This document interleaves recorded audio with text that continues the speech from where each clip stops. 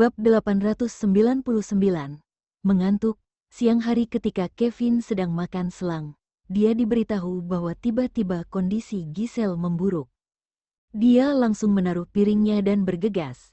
Semua orang memikirkan apa yang dikatakan Kevin sebelumnya kalau dia sudah melakukan yang terbaik dan sisanya semua tergantung pada takdir Giselle. Kemudian mereka menjadi sedih ketika memikirkan bayi yang langsung dipindahkan ke inkubator saat dia baru saja lahir.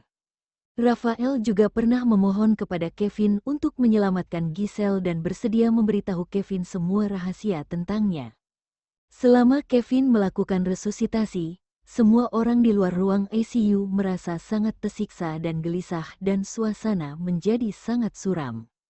3 atau 4 jam kemudian, pintu ICU tiba-tiba terbuka dan Rafael yang menunggu di luar ruang ICU langsung maju dan bertanya dengan cemas, "Kevin, gimana kondisi Giselle?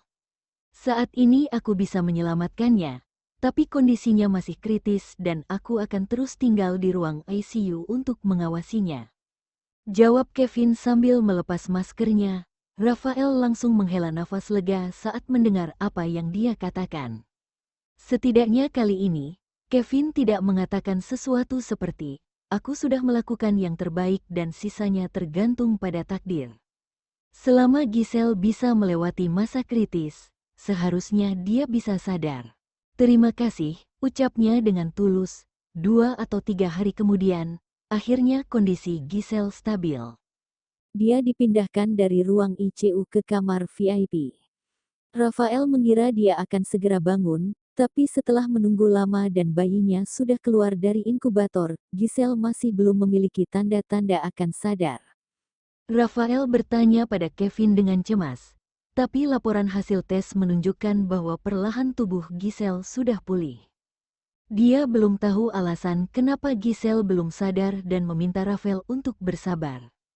Albert melihat Rafael yang terlihat putus asa. Dia menjaga Giselle yang masih belum sadar dan mau tak mau merasa sedih karena melihat Devon yang baru lahir tapi belum bisa minum ASI. Jadi setiap pagi dan sore Albert akan datang untuk menyusui si kecil Devon. Dia juga mengatakan pada Rafael bahwa dia akan bawa Devon kembali ke rumah keluarga Okto untuk bantu merawatnya sementara waktu. Ketika Giselle sudah bangun, dia akan membawa anak itu kembali. Rafael tahu betapa Giselle sangat mencintai dan menantikan kelahiran bayinya, jadi tentu saja dia ingin Giselle bisa langsung melihat bayinya ketika dia sadar. Jadi dia menolak niat baik Albert dan mengungkapkan rasa terima kasihnya. Devon yang masih kecil, baru berusia beberapa hari akan tidur lebih dari 10 jam dalam sehari. Lalu Albert akan datang ke rumah sakit 2 kali sehari dan Kina akan datang untuk melihat si kecil setiap hari. Siang hari, Rafael menjaga bayinya sambil menangani beberapa dokumen pekerjaan yang penting di kamar rumah sakit. Kevin juga akan datang untuk memeriksa kondisi fisik Giselle saat pagi hari dan malam hari. Mungkin karena ada pembekuan darah yang menyebabkan pemulihan tubuhnya lebih lambat daripada orang Baisa. Sebelum dia menyadarinya, ternyata ini sudah hari ke-10 sejak Giselle melahirkan. Saat itu sudah larut malam, Devon yang tidur di sebelah Giselle terbangun karena lapar dan menangis beberapa kali, tapi dia tidak melihat gerakan apapun dari ibunya dan menangis. Sebagai ayah baru, Rafael harus merawat anak di selang hari sambil mengerjakan beberapa pekerjaan yang menumpuk. Selain itu, Giselle sudah cukup lama belum sadar juga. Setelah beberapa hari dia merasa lelah secara fisik juga mental, dan membuatnya jadi tertidur nyenyak. Karena itu, dia tidak langsung menyadari ketika bayinya bangun. Rafael baru terbangun ketika mendengar bayinya menangis. Dia langsung menyalakan lampu kamar dan melihat bahwa tangan kecil putranya memegangi pakaian Giselle sambil menangis dan mengisapnya. Tatapannya melembut dan hatinya jadi sedikit sedih. Dia menggendong si kecil, berbalik untuk menyeduh susu bubuk lalu memasukkannya ke dalam botol air es agar cepat dingin, sehingga putranya bisa langsung minum susu. Devon mencium aroma susu tapi dia tidak bisa meminumnya, jadi dia menangis lebih keras karena kesal. Rafael dengan cepat mencoba menenangkan putranya dengan suara lembut tapi tidak berhasil. Di ranjang rumah sakit, Giselle yang masih belum sadar mendengar tangisan bayi, lalu kelopak matanya bergerak dan mengerutkan kening, tapi dia tidak bisa membuka matanya. Setelah 10 menit Rafael memberi susu pada bayinya dan membawanya kembali ke ranjang. Si kecil yang sudah cukup kenyang, menatap langit-langit dengan mata terbelalak, terus-menerus melambaikan tangan kecilnya dan bersuara. Untuk sesaat Rafael tidak bisa tidur dan dia duduk di kursi samping ranjang rumah sakit sambil diam-diam menatap Giselle yang terbaring di ranjang. Dia memegang tangan kecilnya yang putih dan lembut, lalu berbisik pada dirinya sendiri.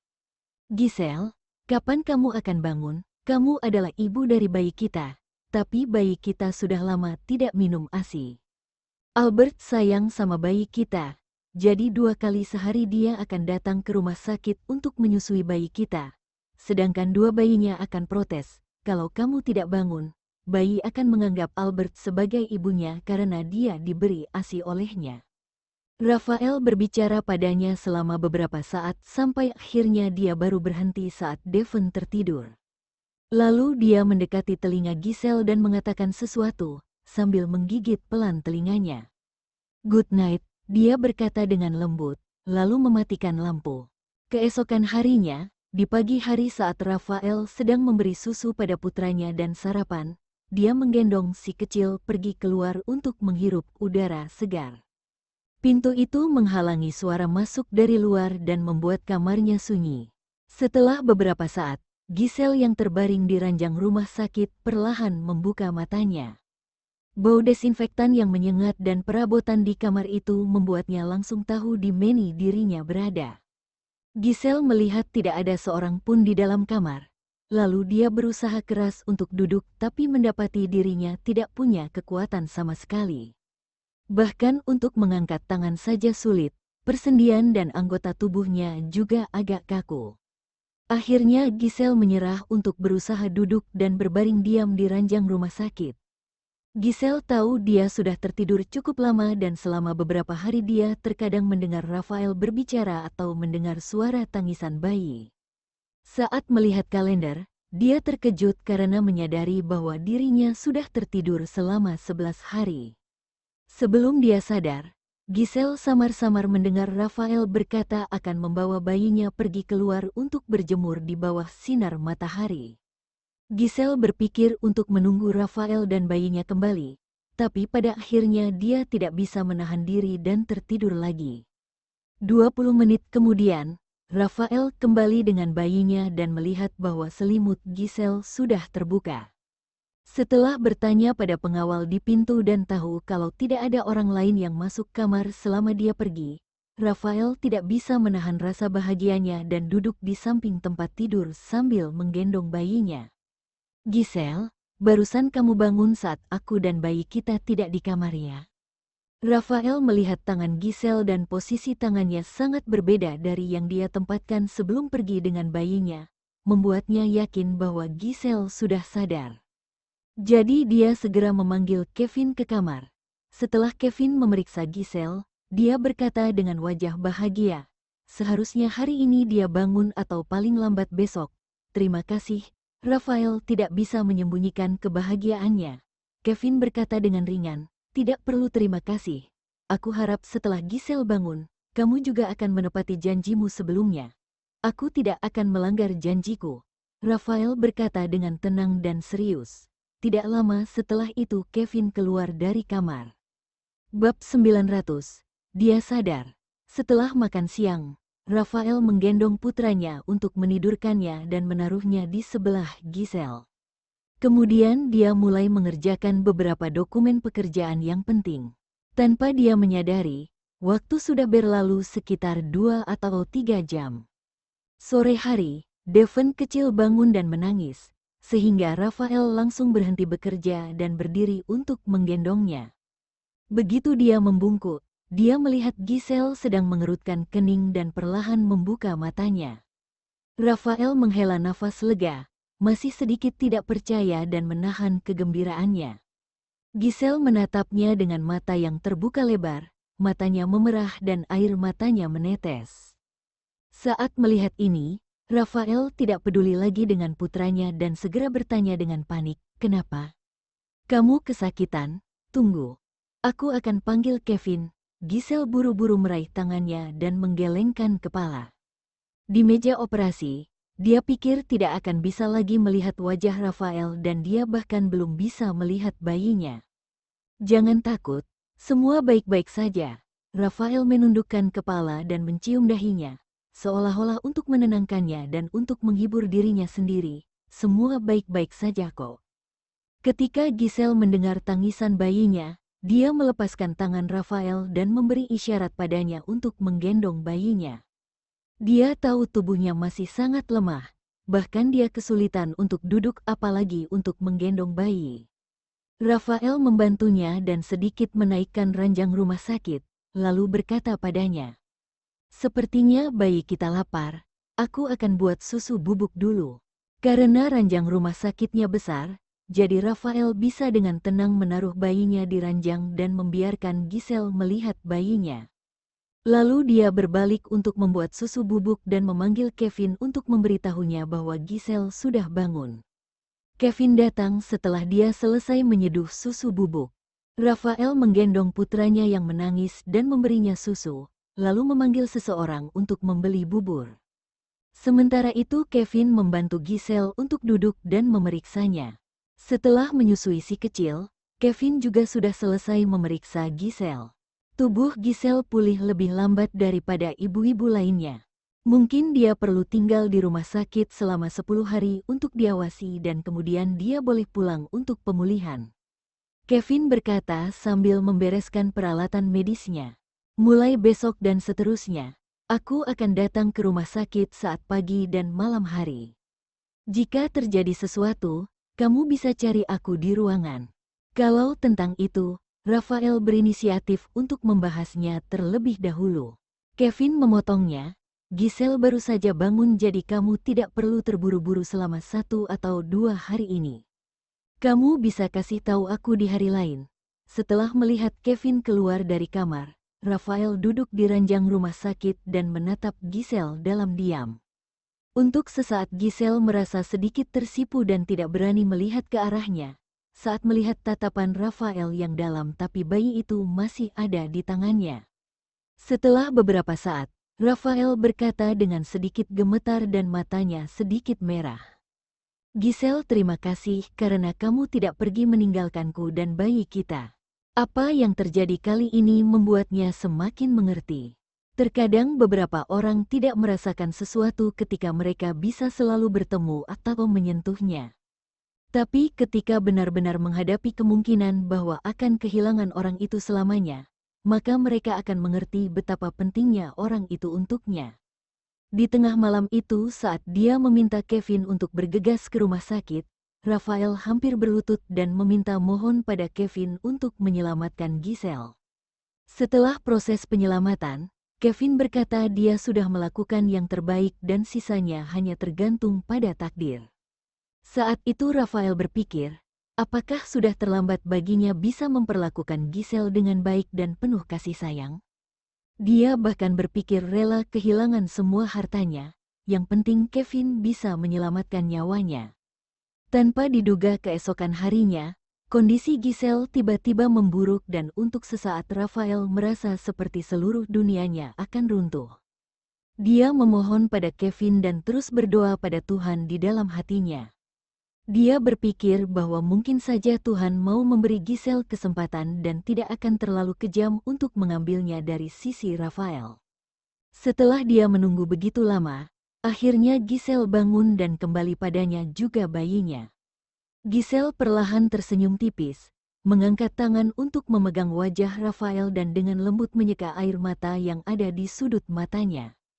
Kemudian berkata dengan bahasa isyarat, "Aku tidak akan pernah meninggalkanmu dan bayi kita. Rafael, aku mencintaimu. Pertama kali aku lihat kamu, aku langsung jatuh cinta padamu. Tapi kamu adalah tuan muda kedua dari keluarga Chris yang terhormat. Sedangkan aku bukan siapa-siapa, kamu sangat sempurna dan tampan, tapi aku cacat. Rafael meraih tangannya untuk menghentikannya mengatakan kekurangan dirinya. Rafael menjelaskan, Giselle, aku tidak pernah anggap kamu seperti orang cacat. Di mataku kamu orang normal. Giselle menarik tangan yang dipegangnya dan terus berkata dalam bahasa isyarat, aku sudah suka kamu selama bertahun-tahun, tapi aku tidak pernah berharap untuk bersamamu. Sebelumnya kamu tidak punya teman dekat wanita dan tidak pernah punya pacar. Saat itu aku yang agak jahat berharap kamu tidak akan pernah menikah supaya aku bisa selalu di sisimu sebagai karyawan. Kemudian, setelah kembali ke Jerman dari Leicester, kamu tiba-tiba menjauhiku dan berkata akan jaga jarak dariku untuk seterusnya. Saat itu, aku tiba-tiba merasa kehilangan segalanya dan beberapa hari kemudian kamu ajak aku ke pesta. Setelah aku minum wine, ketika Rafael melihat dia berhenti bicara, dia bertanya sambil tersenyum. Apa yang terjadi setelah minum wine? Giselle pura-pura tidak mendengarnya dan mengubah topik pembicaraan. Aku lapar. Kamu lapar dan akan memakan aku, dia menggodanya. Giselle, saat melihat pipinya yang semula pucat jadi memerah, itu terlihat jauh lebih enak untuk dipandang dan Rafael berhenti menggodanya.